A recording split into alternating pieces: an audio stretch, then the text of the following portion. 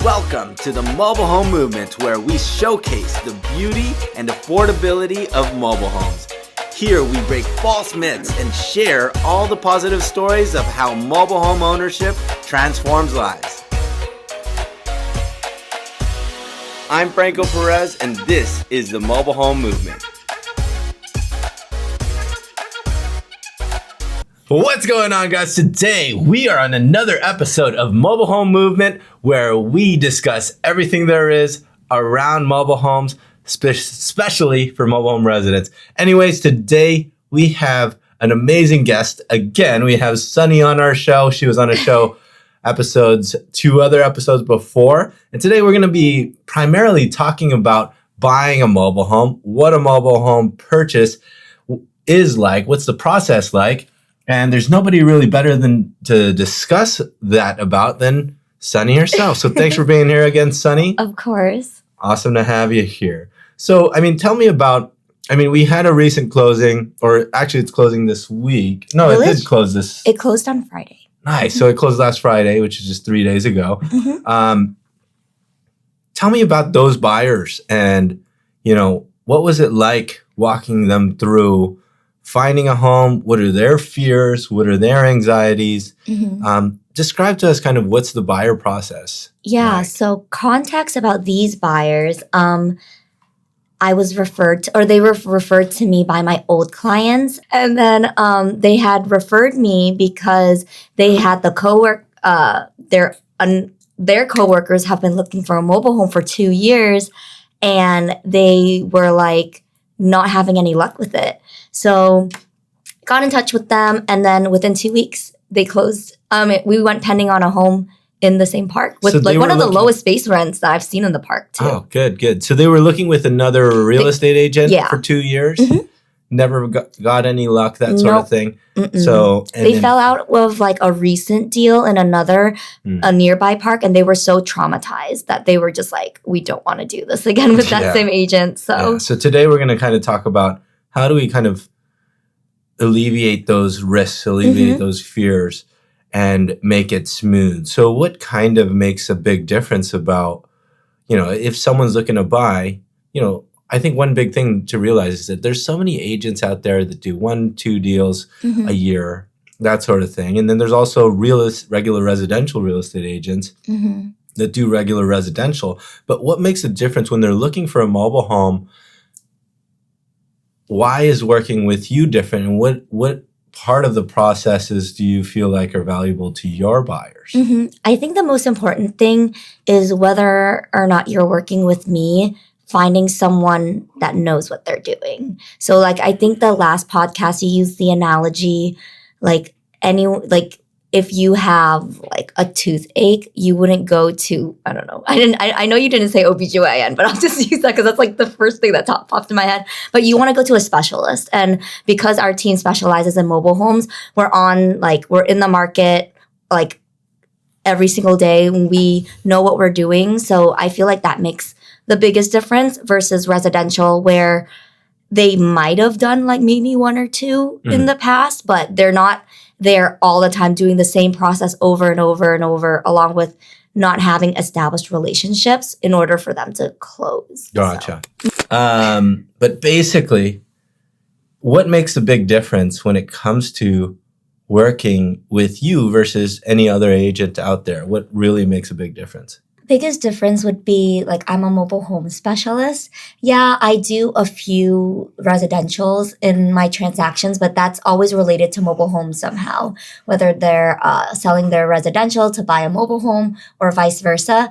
But that's the biggest difference, whether you're working with our team or someone else. I think the biggest thing is going to be finding a specialist, because they're on the ground, they're doing the process over and over and over. So there's nuances that they would be able to resolve and whatnot, versus what you wouldn't be able to get that with, let's say, a regular residential agent. Yeah. And kind of like we mentioned on another video is you don't go, if you have a problem with your eyes, you don't go to a dentist. They're both equivalently very smart, very educated, and can give proper advice, but you wouldn't want to do that. And if you're paying the same amount, or if you're servicing, if you're going to get help, you might as well go to the person that knows the most and does this regularly every single day, thinking about mobile homes. And that's key. So now let's talk about kind of what is the process like. I want to touch a bit about, buyer reaches out to you. What questions do you ask? How do you identify whether this is right for them? And then also, and then after that, we'll kind of talk a little bit about finance. Like initial outreach and stuff? Yeah. So how do you identify like where they should be looking? How do they look about, because there's this obscure thing. They don't know where the mobile home parks are. Yeah. They don't know how their numbers and income is going to come into play about where they can qualify, because there's a whole park application element that a lot of people don't know about too. Yeah. Right. So we don't want, part of the frustration with a lot of buyers is that they'll put an offer on a home, go pending, and realize that they can't be park approved. Yeah. That's like the most frustrating part. But so one of the things that I do for all my new clients is I always hop on a call with them. I know nowadays people prefer text, but I like that phone calls just so that we have that initial touch base. And that's where I ask them the important questions that would be helpful for me to know as an agent. And then for just to know in general during the process, things like, one of the first things is, have you been pre-approved yet? If you haven't, that's going to be the first step that we do. But on top of that, like, what are they looking for? Number of bedrooms, family, do they have any pets? That's really important, because some mobile home parks, they have restrictions on pets and weight and everything. What they're looking for, do they want a backyard? Where their commute is, like where they're living, is there like an ideal location that they're looking at, and like why? So things like that will help me narrow down what they're looking for.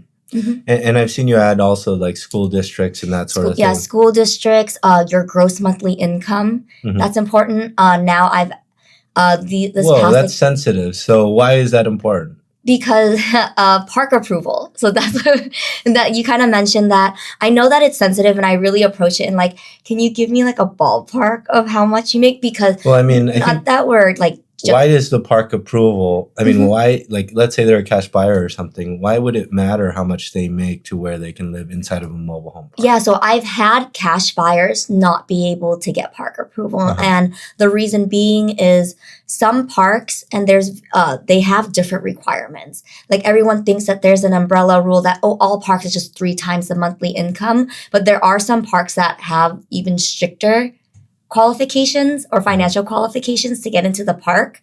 So that's important. So at least if I know what their gross number is, when I'm looking at new listings, I can like pre-vet it before I even send it to them. Gotcha. So, and the key thing to understand there for those that are kind of new to this is that, with mobile homes, you don't own the land, which is a good thing in many ways and a bad thing to some people. But because you do lease that land, these property owners and property managers, they want to vet and make sure that they are going to be able to continuously pay that space rent and not have to default or evict someone later down the line. And that's why they have a similar process to like renting an apartment or renting a house, where they'll check your income, check your credit, ask a ton of questions. And, with working with you, you're able to kind of avoid and know what are they going to ask, what are their requirement ratio, income ratio is going to be, and be able to get them in that way. Yeah. It's important that people understand that there is a park approval process. Like you said, there's cash buyers, even though it's such a silly thing, and I know and I get it, but we have cash buyers buying a home for $300,000 plus that get park denied, and it is a possible thing. Yeah. And if you're working with someone that knows what they're doing, like me. Like, I've had cash buyers, let's say, get denied for XYZ park, but then I know that a park nearby has like less stricter rules and stuff that don't require, let's say, 3 times the income. I'll find them a house in that park and they'll get park approved easily. Yeah, so it's really the strategy that you come across when it comes to working with these buyers, right? So what's kind of a good outcome for someone looking to buy a mobile home? I know, you have a lot of wins when it comes to helping these buyers. I know sometimes, like many times you're like, hey, I got them this offer. We negotiated. We got it under appraised value, blah, blah. That's been like a flex of mine in the past, like 2023. Majority of all of my transactions, I've gotten it for less than the appraised value. Gotcha. In this market, like, okay. So, I mean, and that's key with working with you is those elements that you can negotiate. Yeah. You know how to heat check and you know how to sell yourself and sell your client to that agent, right? And with that, you're able to negotiate better deals. And I think because mobile homes is like a niche market, you're working with basically not the same agents, but you're going to cross paths with the same agents multiple times throughout transactions. And because I've done a good deal of transactions, sometimes when I'm putting in an offer, I've had a good relationship with the listing agent in the past. Like, hey, remember when we closed that deal and it was so smooth? Then they kind of have a track record of how I work. So they would, if it's like neck and neck between my offer and another offer, they would be more inclined to take my offer because they know how I work. And they know that I've done the pre-vet, that it's going to be more likely than not to close than, let's say, like another agent. Yeah. And believe it or not, the reputation of the agent that you work with is very important, not just for the listing agent at that time, but also for the park management as well, because you have a lot of key relationships with these park managers. You know how they work, and sometimes you're able to, if there's these small issues, you're able to overcome those obstacles when other agents can't. I know you were asking me off camera, like any recent accomplishments and stuff. I want to add, I just thought of it. I think in Silicon Valley Village, I got the person approved within like 12 hours. Yeah. Because of my relationship with the park. And I'm like, okay, cool. That's true. And it's kind of this isn't something that's, we look at it as a great thing, but having a good relationship with the manager can really help a buyer progress a transaction so much better than if it's just another file on the desk. Yeah. Right? And your relationship with that manager allowed for you to what's normally a 2-3 week park approval process to condense it down to 1 day or less, which is shocking. I've never seen that before. So that's key. Talk to me about, contingencies. What are contingencies? How should buyers look at that mixed with an EMD or earnest money deposit? How do you analyze and explain that to someone that's buying that doesn't know anything about how this works? So a lot of my buyers, this is their first time even going through like a real estate process. So I explain to them that in real estate, and because it's mobile homes, there's an additional contingency. So there's 4 contingencies: loan appraisal, investigation, and park approval. And I explain it to them that they're like 4 walls of protection. Investigation, by the way, also known as inspection, right? So inspections as far as like health and safety, termite, roof, that sort of thing. Things like that. And then so how I explain it to them is these contingencies are basically when we go pending, you wire your EMD or earnest money deposit to escrow. And that's like good faith money that you're serious on buying this home. So the contingencies are basically like 4 walls of protection to protect your deposit. So my job as a buyer agent is to protect your deposit. So before we sign off on any in like contingencies to remove them or whatnot, I make sure that I tell them like, so they know exactly what they're doing. And because on the seller side, your I can touch on that too. Is like, I'm often always on the seller side.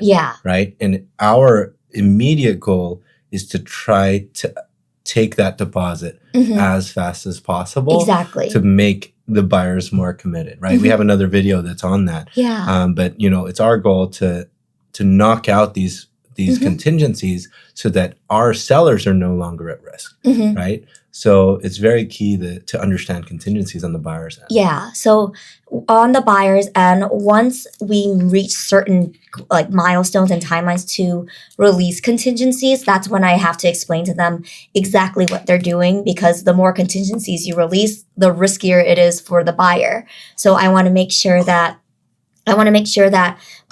loan has been approved, appraisal has been met, investigation or inspections are okay before they release said contingencies. How do you make decisions when it comes to releasing contingencies and protecting your buyers when it comes to negotiating an offer? What's it like? Why would you release contingencies? Why wouldn't you release contingencies early? Because I know you do that sometimes, you don't do it always. So right off the bat, everyone would think like, well, you should just keep all your contingencies, right? But the thing is, it really depends on how many offers are at play and like the risk. And you kind of just have to weigh it. And I will give you or the buyers like my professional opinion. But at the end of the day, it's their choice.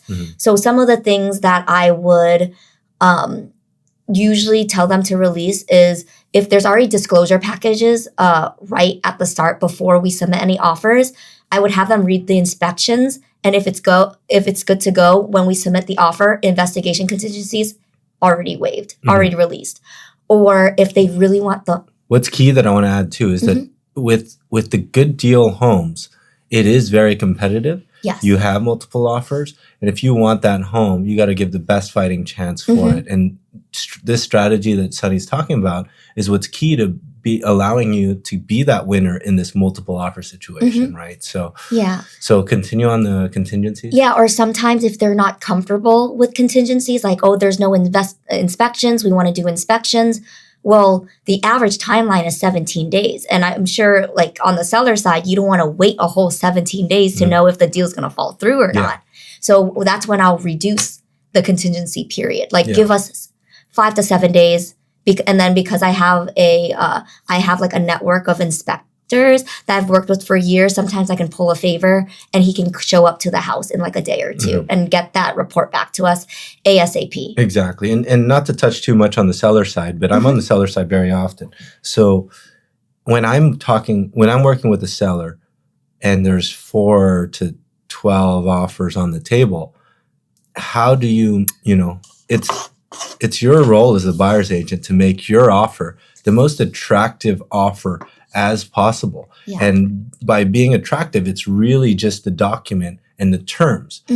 Price is one big element, but the terms, the timeline, the contingencies, those are very key important elements because me representing the sellers of these mobile homes, I'm going to advise them to also analyze what is the least risk. How soon can we have that deposit as leverage from that buyer to say, if you mess with us, if you fail on any of these contingencies, we're going to go after your deposit. And how do I say this?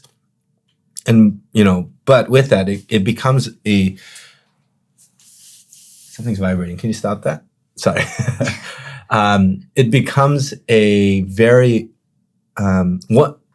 there's two sides to that. One is finding the most attractive offer, but also analyzing the risk for your buyer, right? So if it's a great home, this is the home that they actually want. It's your job as the buyer's agent to make it super attractive to us as the listing agent to point at your offer as being the least risk for the seller, and oftentimes our sellers don't always really care a lot about the extra $4,000 or $5,000 that's in the seller's pocket, but we care a lot about if you put us through a 20-day period of pending, are you going to back out and screw us later, right? And we hate that. It's like, hey, we have 12 offers on the table. We go pending.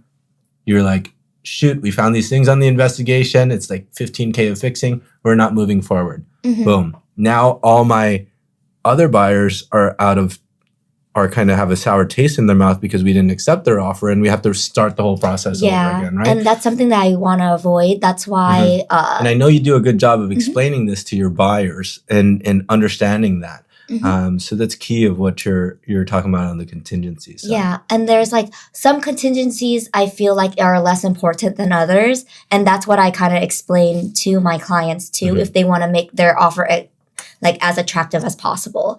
Like for example, if they're in a particular park, they only want to be in that community, things like that, and like what other contingencies could we afford to release? And I would say my next one would be appraisal. If you really wanted the home with the low inventory, how the market is going, of course we as agents we can't predict the market, but if that's like if they'll like there's clients where they tell me like their family lives in this park, they want to stay here for forever, basically, is appraisal really going to be that important if we run the comps and we see what has sold and for how much in like the past 3 months. So things like that. But some of the contingencies are super important that I will never like tell them to remove.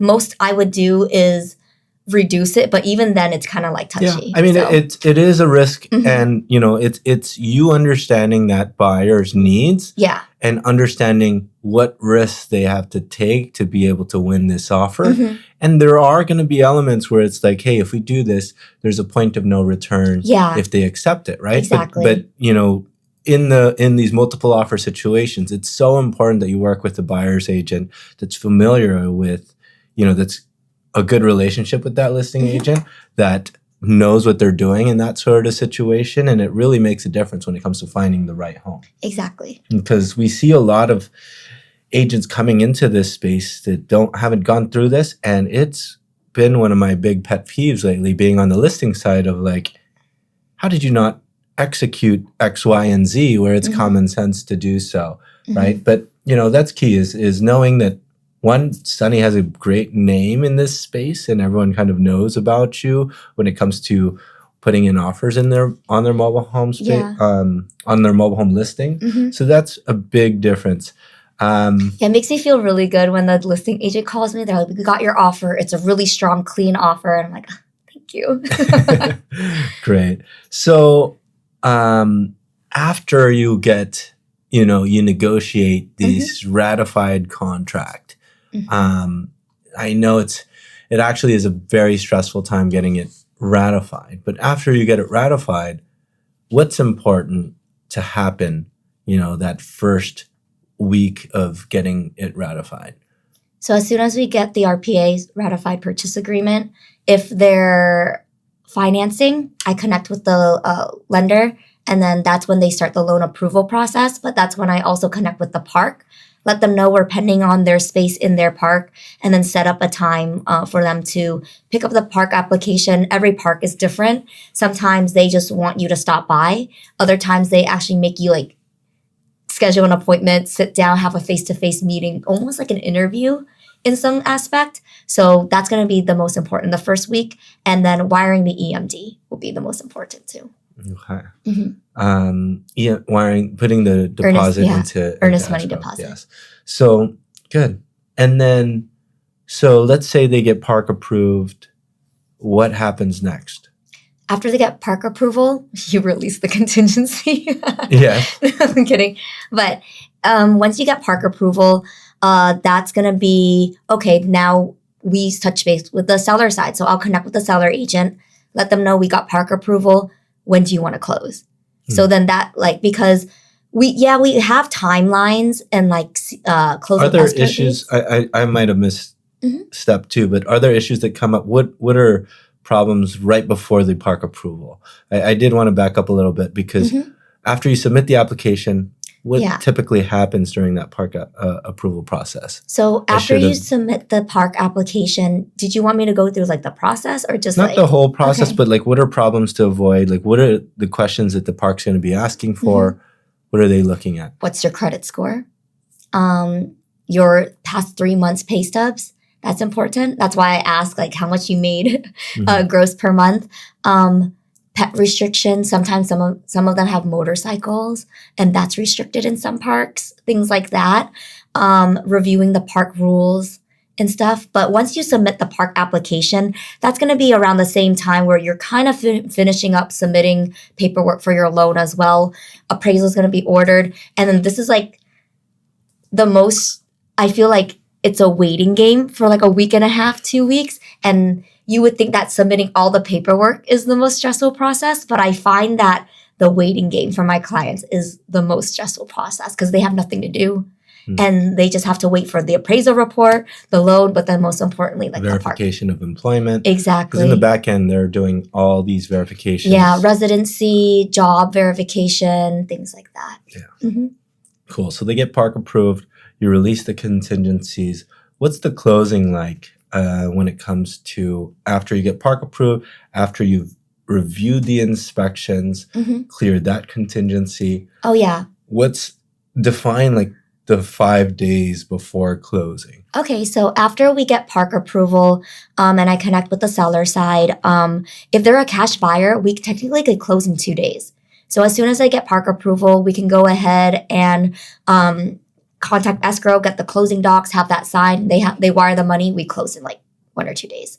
If it's a loan, we let the lender know. They have to send closing docs and everything, and that's going to take about 3 to 5 days. And then after that, once they sign... Sometimes 2 weeks. Yes. Yeah. If it's that one lender that I can't say because don't worry about them. But good news is because I work with a lender that has a good relationship with that other lender, we can close within a week. Yeah. Sometimes even 5 days. So yeah. So, and then what happens like those 3 days of closings? For the seller side, during the final walkthrough, sometimes they're in the process of moving things out and they're like, oh, well, you can do the final walkthrough since we're still packing. But it's kind of my job as a buyer agent to be like, no, you know, move all your stuff out first and we'll do a final walkthrough afterwards. Because what if they're still hiding like a gigantic hole in the wall, damage that wasn't in the inspection report? Because sometimes if they have furniture, the inspector isn't going to move the furniture. So it's really important to me that everything's cleared out before we do the final walkthrough and then before we close. Because that's going to be the biggest leverage for us as the buyer side. Let's say we do the final walkthrough, something pops up that was not in the inspections, that wasn't disclosed before. Our final leverage after all contingencies have been released is closing. So let's say the seller end, there's damage that wasn't disclosed, things like that. We're not going to close, and I'm going to hold up closing until you fix it or until you give us a seller credit. Got it. So, yeah, it's very important you kind of understand each step of the process because I know there's a lot that can go wrong, and you know it's important that you know the process and you know when your deposit's at leverage for your buyer, and when you know that if there's a major thing on the inspection, can you put a stop on it? Can you put a hold on it? Can you negotiate a credit for it on the buyer side? You know, it depends who you're representing, right? Yeah. But know where that is. And that's kind of where that process, knowing that process is going to allow for you to build the most value for the buyers to be able to get the best outcome for those buyers. Because working with you essentially will avoid a lot of pains, a lot of stress, a lot of time that could be wasted, right? And then also in the end, having a lower cost to be able to, you know, to be able to have the home that they want. Yeah. Yeah. So I think that's really key. I want to briefly talk about too, how do you describe for a buyer that's looking into a mobile home, how do you briefly kind of describe, you know, how they are currently if they're renting and how they should shift to a mobile home? Yeah, so some of my buyers, sometimes they will contact me like, we're just looking, we're renting right now. We don't know if we know we can't afford residential because that's just like a bloodbath right now. But so they know that they want to consider mobile homes, but they don't know if it's the best choice for their family right now. So I'll actually sit down and run the numbers with them. How much are you currently renting? What are you getting for your rent? I think the average for like a 2-bedroom right now in Santa Clara County is what, like $2,800, I think, versus, okay, well, now let's sit down and see how much the monthly would cost for a mobile home. So yeah, like you said, you don't own the space that the house sits on, but the house that you're paying appreciates in value. So how do you compare the somebody that's renting and compare the numbers and break down the numbers for them to understand the big difference between owning a mobile home? Yeah. So if they're renting right now, I'll actually sit down with them. I have a system where we'll compare basically how much are you renting and for like and what are you getting out of it. Let's say like a 2 bedroom, 2 bath for X amount renting versus okay, if you were to buy a mobile home for very similar value, how much is how much would your monthly payments would be, square footage, things like that, and then we would do the comparison. And most of the time, they would be getting more bang for their buck if they just bought a mobile home. Yeah. Maybe have more square footage and even have an additional bedroom. Yeah, you do a great job of showcasing that for your buyers. Thank And you. I think people don't realize the long-term difference, right? Mhm. People don't realize that sometimes they're very cost avoidance, which is Mhm. like, why would I put a down payment to pay the same amount of payment, Mhm. to pay the same monthly amount when they don't realize that down payment is still theirs. And it allows for them Yeah. to build equity and change their cash flow to a model where later down the line they have an extra 50K difference than if they were to be renting Mhm. based from appreciation by loan Exactly. payoff and just by moving into a mobile home. So that's key. Yeah. And So when you're renting full time, you're not paying into an appreciating asset versus mobile homes. Yeah, you're renting the land, but only in the Bay Area does mobile homes increase year by year. So, yeah, so that's amazing. So thanks so much for walking through this when it comes to buyers. There's so much more we could talk about uh, on this, but I'm maybe glad next episode. yeah, next episode, we can definitely dive into a lot of these key elements. Mhm. So thanks for being here. And then for those listening, we'll have more episodes around buyers. And thanks for listening, guys. Take care.